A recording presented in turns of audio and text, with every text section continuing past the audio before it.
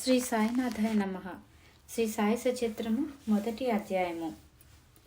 పూర్వ సంప్రదాయానుసారము హేమాడ్ పంతు శ్రీ సాయి సచరిత్ర గ్రంథమును గురుదేవతా స్థుతితో ప్రారంభించుచున్నారు.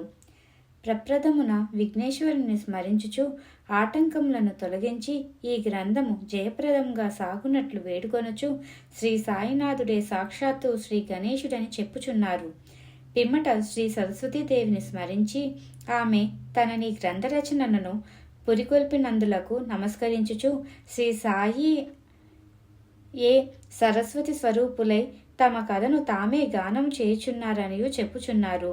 తదుపరి సృష్టి స్థితిలయ కారకులకు బ్రహ్మ విష్ణు మహేశ్వరులను ప్రార్థించి శ్రీ సాయియే త్రిమూర్త్యాత్మక స్వరూపులనియు సమర్థ సద్గురువులనియు వారు మనలను సంసారమను నదిని దాటించగలరనియు చెప్పుచున్నారు.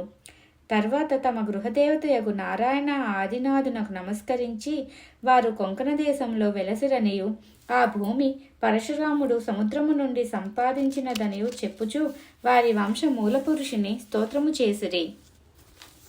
అటు పిమ్మట వారి గోత్ర ఋషియగు భరద్వాజమునిని స్మరించెను. అంతేగాక యాజ్ఞవల్క్యుడు, భృగుడు, పరాశరుడు, నారదుడు, సనకసనందనాథులు, సనత్కుమారుడు, శుకుడు, సౌనకుడు, విశ్వామిత్రుడు, వశిష్ఠుడు, వాల్మీకి, వాసుదేవుడు, జైమిని, వైశంపాయనుడు, నవయోగీంద్రులు మొదలగున పలువురు మునులను నివృత్తి, జ్ఞానదేవు, సోపాను, ముక్తాబాయి, జనార్దనుడు, ఏకనాథుడు, నామదేవుడు, తుకారాం, కాన్హా, నరహరి తదితర అర్వాచీన యోగీశ్వరులను కూడా ప్రార్థించెను. తరువాత తన పితామహుడైన సదాశివునకు, తండ్రి రఘునాథునకు, కన్నతల్లికి, చిన్నతనము నుండి పెంచి పెద్ద చేసిన మేనత్తకు, తన జ్యేష్ఠ సోదరునకు నమస్కరించెను. అటుపైన పాఠకులకు నమస్కరించి తన గ్రంథమును ఏకాగ్ర చిత్తముతో పారాయణ చేయుడని ప్రార్థించెను. చివరగా తన గురువు దత్తావతారమగు శ్రీ సాయిబాబాకు నమస్కరించి తాను వారిపై పూర్తిగా ఆధారపడి ఉన్నానని చెప్పుచు ఈ ప్రపంచము మిథ్య అనియు బ్రహ్మమే సత్యమనే అనుభవమును తనకు కలిగించు శక్తి వారికే కలగదని చెప్పుచు ఈ ప్రపంచంలో ఏ ఏ జీవులందు పరమాత్ముడు నివసించియున్నాడో వారందరికీ నమస్కరించెను.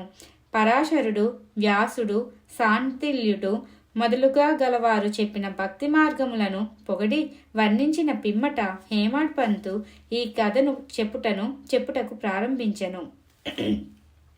1910వ సంవత్సరము తదుపరి ఒకనాటి ఉదయమున నేను షిర్డీ మసీదులో ఉన్న శ్రీ సాయిబాబా దర్శనం కొరకు వెళితిని. అప్పుడు జరిగిన ఈ క్రింది విషయమును గమనించి మిక్కిలి ఆశ్చర్యపడి తిని. బాబా ముఖ ప్రక్షాళనము గావించుకొని గోధుమలు విసురుటకు సంసిద్ధుడగుచుండెను. వారు నేలపై గోనెపరచి దానిపై తిరుగులియుంచిరి. చేటలో కొన్ని గోధుమలు పోసుకొని కపిని చేతులపైకి మడచి పిడికడు చొప్పున గోధుమలు వేయుచు విసరసాగిరి. అది చూచి నాలో నేను, ఈ గోధుమ పిండిని బాబా ఏమి చేయను? ఆయనెందులకు గోధుమలు విసురుచుండెను? వారు భిక్షాటనమునచే జీవించువారే, వారికి గోధుమ పిండితో ఏమి నిమిత్తము?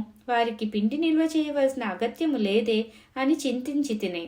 అచ్చటకు వచ్చిన మరికొంతమంది కూడా ఇట్లే ఆశ్చర్యమగ్నులగి అయిరి. కాని మాలోనెవరికి కూడా బాబాను ప్రశ్నించుటకు ధైర్యము చాలకుండెను.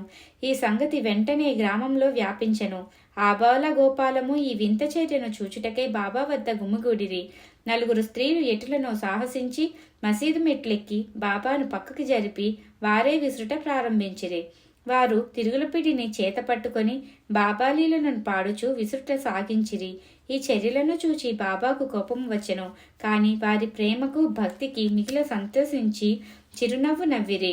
విసురునప్పుడు స్త్రీలు తమలో తామిట్లు అనుకొనిరి, బాబాకు ఇల్లు పిల్లలు లేరు, ఆస్తిపాస్తులు లేవు, వారిపై ఆధారపడిన వారు, ఆయన పోషించవలసిన వారెవరూ లేరు.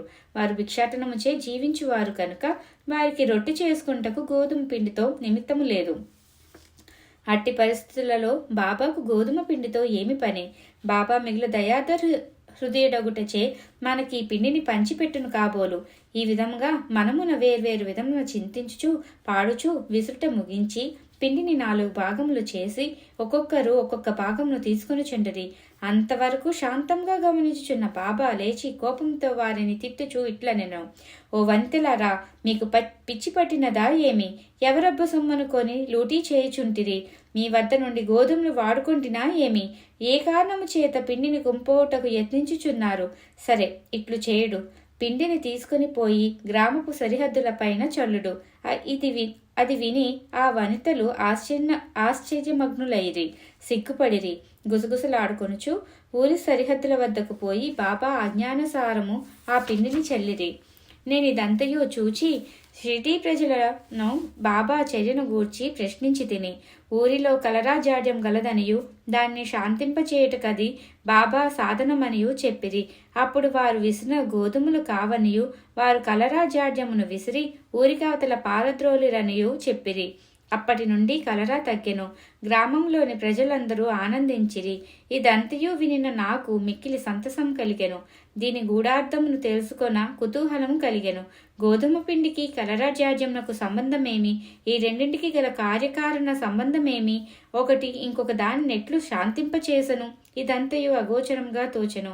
అందుచే నేను తప్పక ఈ విషయంను గూర్చి వ్రాసి బాబా లీలలను మనసారా పాడుకొనవలేనని నిశ్చయించుకొంటిని. ఈ లీలను చూచి ఇట్లు భావించుకొని హృదయానంద పూరితుడినైతిని.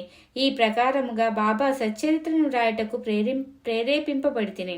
అట్లే బాబా కృపా కటాక్షములచే ఆశీర్వాదములచే గ్రంథము నిర్విఘ్నముగును జయప్రదముగను పూర్తి అయినదే. తిరుగలి విసురుట దాని వేదాంత తత్వము. తిరుగలి విసురుటను గూర్చి షిరిడీ ప్రజలు అనుకున్న రీతియే కాక దానిలో వేదాంత భావము కూడా కలదు. సాయిబాబా షిరిడీ యందు సుమారు 60 ఏండ్లు నివసించెను. ఈ కాలమంతయు వారు తిరుగలి విసురుచునే ఉండిరి. నిత్యము వారు విసురున్నది గోధుమలు కావు, భక్తుల యొక్క పాపములు, మనోవిచారములు మొదలగునవి. తిరుగలి యొక్క క్రింద రాయి కర్మ, మీద రాయి భక్తి. చేతితో పట్టుకొనిన పిడి జ్ఞానము. జ్ఞానోదయమునకు గాని ఆత్మసాక్షాత్కారమునకు గాని మొట్టమొదట పాపములను కోరికలను తుడిచివేయవలను. అటు పిమ్మట త్రిగుణరాహిత్యము పొందవలెను. అహంకారమును చంపుకొనవలెను. ఇది వినగనే కబీర్ గది జ్ఞప్తికి వచ్చెను. ఒకనాడు స్త్రీ ఒకటి తిరుగలిలో ధాన్యమును వేసి విసురుచుండెను.